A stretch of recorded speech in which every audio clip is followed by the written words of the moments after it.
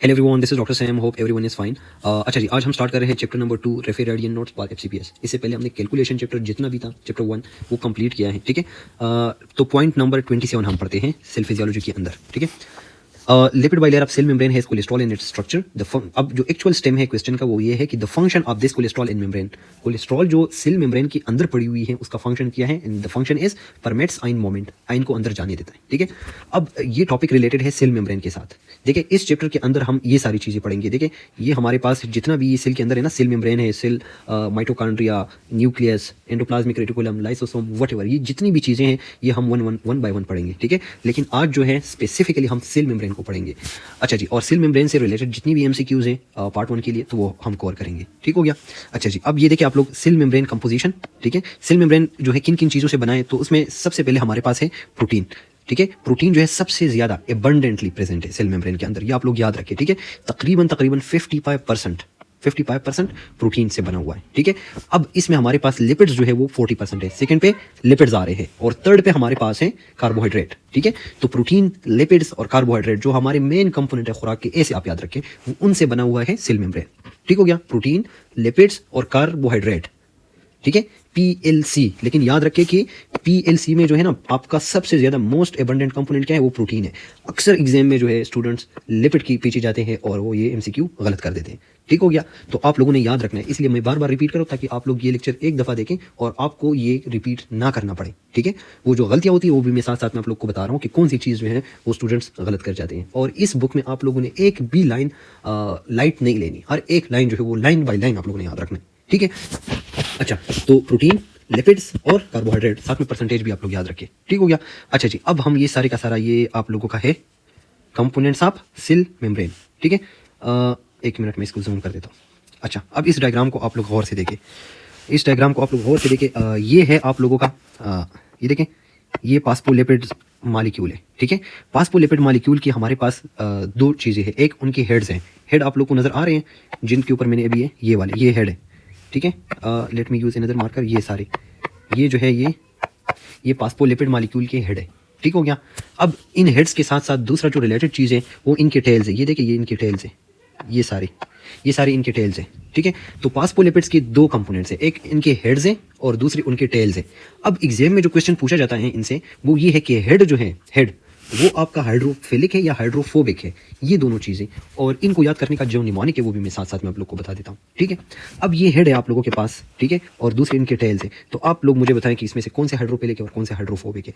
देखिए टेल किन चीज़ से बनी हुई है, टेल जो है वो बनी हुई है फैटी एसिड से, फैटी एसिड टेल्स, ठीक हो गया। अब फैटी एसिड फैट्स है तो ये फैट सालुबल है, फैट सालुबल है तो मतलब ये है कि ये हाइड्रोफोबिक है। फैट सालुबल हो गए तो जाहिर बात है कि हाइड्रोफोबिक होंगे, ठीक है। जो फैट्स है तो वो हाइड्रोफोबिक है, वो वाटर में सालुबल नहीं है। तो इनके जो टेल्स होते हैं ना ये लॉन्ग चेन फैटी एसिड से बने हुए होते हैं, long chain fatty acid, long chain fatty acid. और उन लॉन्ग चेन फैटी एसिड की जो टेल्स है वो क्या है, फैटी एसिड है। फैटी एसिड क्या होते हैं, फैट्स होते हैं, फैट्स होते हैं वाटर इनसालुबल, मतलब हाइड्रोफोबिक। और इनके जो हेड्स है, ये देखिए ये जिनके ऊपर मैं मार्क कर रहा हूँ, ये हेड्स, ये बिल्कुल गोल गोल दायरे जो है इनके हेड्स है, ठीक है।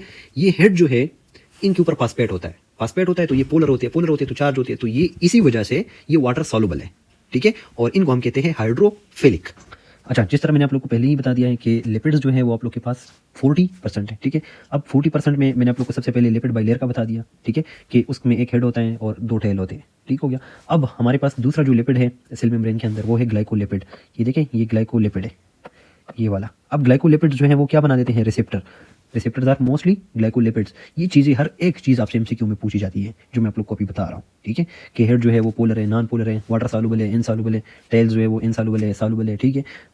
लिपिड जो है ग्लाइकोलिपिड वो रिसेप्टर्स है नहीं है, रिसेप्टर नेचर क्या है, ठीक है, ये चीज़ें। अच्छा जी, अब रिसेप्टर जाहिर बात ग्लाइकोलिपिड नहीं, मोस्टली ग्लाइकोप्रोटीन होती है, ठीक है।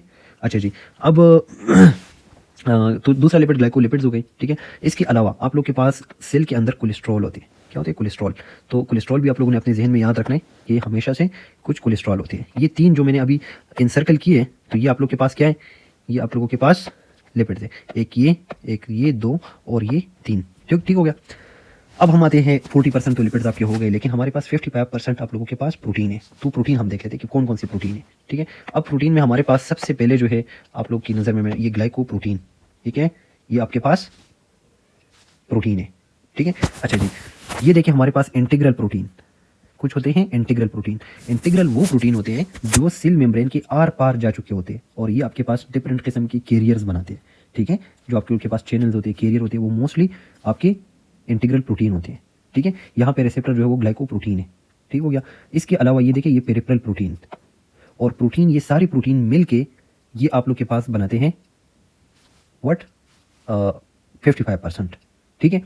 जो हमने क्वेश्चन में पढ़ा था वो हमने मोस्टली पढ़ा था कोलेस्ट्रॉल के बारे में कि कोलेस्ट्रॉल जो है वो क्या करते हैं। ये आप लोग की कोलेस्ट्रॉल है, ये नजर आ रही है, ये आप लोग की कोलेस्ट्रॉल है, ठीक है। अच्छा जी, तो प्रोटीन भी कवर हो गई, 55%, लिपिड्स भी हो गए। अब हमारे पास रहते हैं कार्बोहाइड्रेट्स।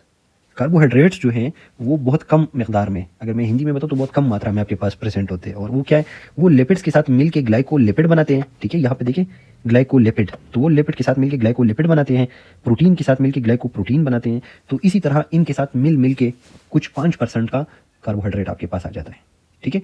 तो वो सारी चीज़ें अभी आपके जहन में बैठ गई है, ठीक है। अक्सर हमसे एमसीक्यू में ये चीज़ पूछी जाती है, ये लिपिड बाई लेयर का, कि लिपिड जो है वो बाई लेयर में प्रेजेंट होता है। एक लेयर ये ऊपर का लेयर है, ये देखें ये वाला लेयर, ये एक लेयर हो गया, ये दूसरा लेयर, तो ये इस तरह लिपिड बाई लेयर, ठीक है। लिपिड बाई लेयर, साथ साथ में इनकी जो फैटी एसिड टेल्स है वो आप लोग को नजर आ रहे हैं, ये फैटी एसिड टेल है ये, और ये फैटी एसिड टेल जो है ये हाइड्रोफोबिक होते हैं, ठीक है।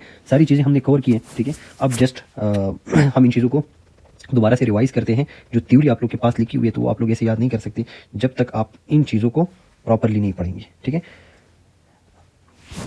Okay, let's revise it from the book. Number first, lipid by layer. Lipid by layer किस चीज़ से बना होता है? फास्फोलिपिड मॉलिक्यूल से। वो किस तरह प्रेजेंट होते हैं? बाई लेयर स्ट्रक्चर में, ठीक है। अब इनकी जो हाइड्रोफिलिक एंड है, hydrophilic mean water loving. Water loving कौन सा था? बाहर वाला जो हेड था, फॉस्फेट हेड जो था, ठीक है। फॉस्फेट मैंने आप लोग को बता दिया, फोलर, इसके ऊपर चार्ज होता है, तो वो वाटर लविंग है, हाइड्रोफिलिक है, ठीक है।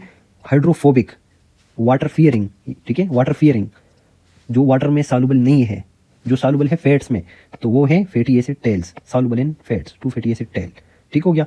ये चीज़ यहाँ से भी आप लोग देख सकते हैं, यहाँ पे ये मैंने पूरी की पूरी इसकी डिटेल दी हुई है कि हेड है, ठीक है, और दूसरा आपके पास टेल है।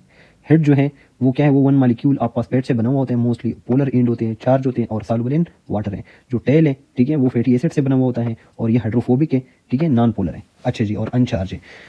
अब हमारे पास नेक्स्ट क्या है? साथ साथ में मैंने आप लोग को प्रोटीन भी दिखाया कि उसमें ग्लाइकोप्रोटीन के फॉर्म में प्रेजेंट होते हैं, ठीक है। कुछ इंटीग्रल प्रोटीन थे, ठीक है, आर पार कैरियर्स और ये सारी चीज़ें, और कार्बोहाइड्रेट्स आप लोगों ने देख लिए हैं।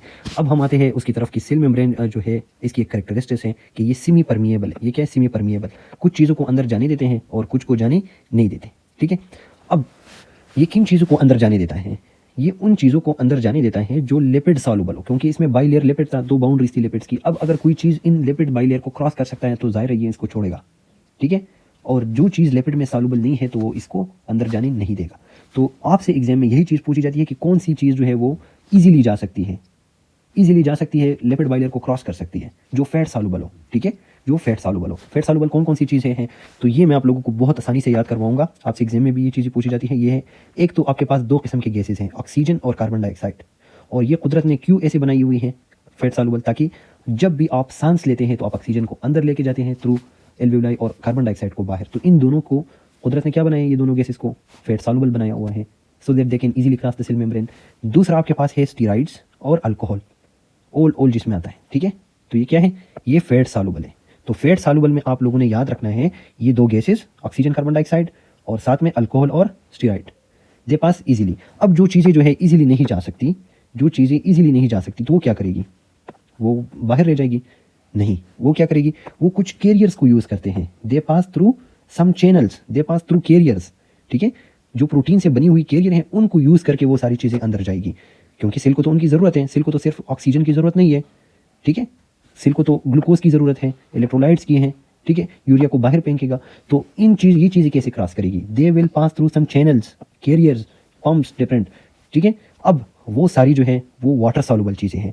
तो वाटर सॉल्युबल चीज़ें जो हैं वो उनमें से कौन कौन सी हैं जो जाती हैं? वो ग्लूकोज है, यूरिया है, इलेक्ट्रोलाइट्स है।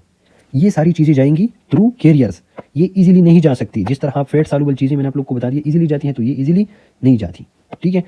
अब हमारे पास एक इंपॉर्टेंट चीज़ है वाटर। वाटर कैसे जाती है, ठीक है। ये सपोज आप देखें, ये वाटर अगर अंदर जाती है, वाटर यहाँ से अंदर जाती है सेल के अंदर, तो कुदरत ने क्या किया है? इसके लिए ख़ास किस्म के पोर्स बनाए हैं एक्वापोरिन उसको हम कहते हैं, और उन पोर्स के ज़रिए जो है ये वाटर अंदर जाती है। तो अगर मैं आपसे पूछूं कि गैसेज, ठीक है, जो लिपिड सॉल्युबल हैं, जो लिपिड बाइलर को इजीली क्रॉस कर सकती है, वो आसानी से जाएंगी या वाटर, तो question is what, answer is water. Water सबसे ज़्यादा जा सकती है, क्योंकि देखिए बेसिकली उनके लिए पोर्स बनी हुई है, पोर्स बनी हुई है तो सबसे आसानी से वाटर जा सकती है, ठीक है। उसके बाद जो है जो लिपिड सॉल्युबल चीज़ें हैं वो जा सकती हैं। तो ये आप लोगों को एमसीक्यू में आ सकता है, ठीक है। अब इसके ऊपर कुछ पास्ट पेपर्स के एमसीक्यूज हैं, वो सारी हम सॉल्व करते हैं। बाकी आप लोग का टॉपिक जो है वो कवर हो गया एंड होपफुली आप लोगों ने लर्न भी किया होगा। आई डोंट थिंक कि इसमें कुछ इतनी मुश्किल चीज़ें हैं, लेकिन याद करने के लिए मैं आहिस्ता आहिस्ता भी पढ़वा रहा हूँ और वो भी, ठीक है। अब इसके पास्ट पेपर्स एमसीक्यूज हैं वो पढ़ लेते हैं, ठीक है। पास्ट पेपर्स ने आपसे क्या पूछा है? Number first, lipid bilayer of the cell membrane is highly soluble for carbon dioxide, ठीक है। कार्बन डाइऑक्साइड आप लोग को ऑप्शन में बहुत सारी चीज़ें देंगे कि सेल लिपिड बाइलेयर जो है ये किस चीज़ के लिए हाईली सॉल्युबल है। तो शायद आप लोग को ग्लूकोज, यूरिया, इलेक्ट्रोलाइट्स और कार्बन डाइऑक्साइड दिया हो, तो आप लोगों ने जो लिपिड सॉल्युबल चीज़ हो, ठीक है, उसको पिक करना है, ठीक है, वो कार्बन डाइऑक्साइड है। अच्छा जी, एक और एमसीक्यू आया है आप लोगों को, वो ये है कि the maximum permeability of cell वो किस चीज़ के लिए है? मैक्सिमम अगर आ जाए तो फिर आप वाटर लिखें, ठीक है। वाटर इसीलिए लिखे क्योंकि वो पोर्स के जरिए जाती है, मैंने आप लोग को बता दिया। और वो पोर्स जो है वाटर, ये वो क्या है? वो एक्वापोरिन है, ठीक है। वो क्या है? एक्वापोरिन। समझ आ गया इस चीज़ का? अच्छा जी, अब यहाँ एक और चीज़ पूछी गई है, integral protein in the cell membrane are joined to lipids of cell membrane. Integral protein आप लोगों ने देखे थे जो डायग्राम में मैंने आप लोग को दिखाए थे। एक मिनट में दोबारा से आप लोग को दिखा देता हूँ। ये है, ये डायग्राम है, ठीक है। इसमें आप लोग देखें इंटीग्रल प्रोटीन ये है, ये देखिए ये इंटीग्रल प्रोटीन है, ये वाला, ये जो है ये इंटीग्रल प्रोटीन है।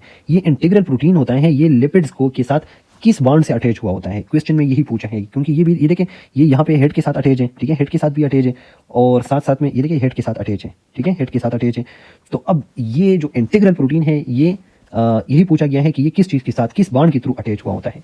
तो वो बॉन्ड, उस बॉन्ड को हम कहते हैं हाइड्रोफोबिक बॉन्ड। वो बॉन्ड जो वाटर सॉल्युबल नहीं है वो हाइड्रोफोबिक बॉन्ड है, क्योंकि अगर ये हाइड्रोफिलिक होता फिर तो ये वाटर सॉल्युबल होता, आसानी से टूट जाता नहीं। तो ये क्या है? ये बॉन्ड, ये हाइड्रोफोबिक बॉन्ड है, ठीक है। ये अक्सर पूछा जाता है, पास्ट पेपर में आया हुआ है, क्वेश्चन है, ठीक है। अच्छा जी, नेक्स्ट क्वेश्चन है, oxygen and carbon dioxide diffuse through the cell membrane because they are lipid soluble. Okay, that's easy.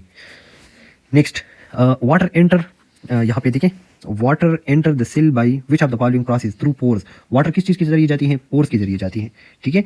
अच्छा जी, अब यहाँ पे एक दो क्वेश्चन है, आप लोगों ने इसको थोड़ा सा गौर से देखना है। ये तो मैंने 10 दफ़ा एक्सप्लेन किया कि वाटर पोर्स के जरिए जाती है, ठीक है।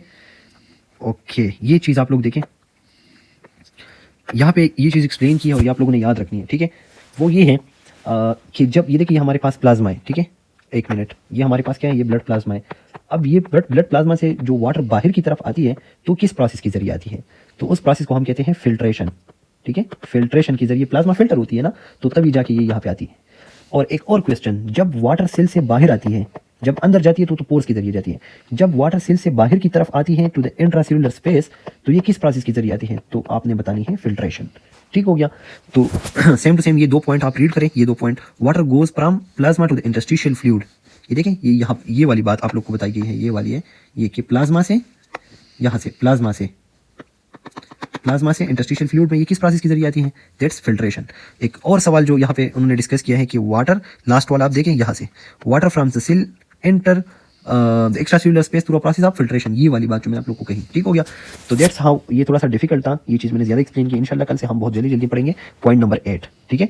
उसमें डिफरेंट जो है आप लोगों के पास, ये देखें, रफ एंडोप्लाज्मिक रेटिकुलम पढ़ेंगे, राइबोसोम पढ़ेंगे, सेंट्रियोल और ये सारी चीज़ें, न्यूक्लियस एंड दैट्स ऑल। लेकिन इसलिए मैं आहिस्ता आहिस्ता पढ़ा रहा हूँ ताकि आप लोग को ये चीज़ याद हो जाए, क्योंकि it's very difficult to memorise these things.